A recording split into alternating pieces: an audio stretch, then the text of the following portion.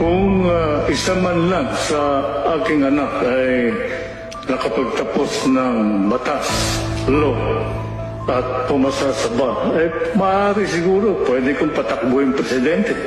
May advantage ka kasi pag ikaw ay nagtapos ng batas, law graduate, abogado, kung wala kang natapos, paano mong bibigyan ng solusyon ng problema ng bansa? Nakakahiya ka. Pabaksak ang Pilipinas. Kung ang isang tao ay ayaw makipagdebate sa kampanya, ibig sabihin, wala siyang plataforma. Wala siyang alam kung paano maging presidente ng bansa. Hindi, influence peddler lahat yan sa Malacanang. Ano ang mangyayari sa ating bansa kung ang papalit isang drug addict, walang degree?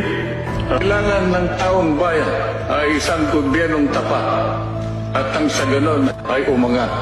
Anong silbi ng pagkakaisa kung ang iboboto naman ninyo ay ang mga nagkakaisang magnanakaw? Ay kayong bahala sa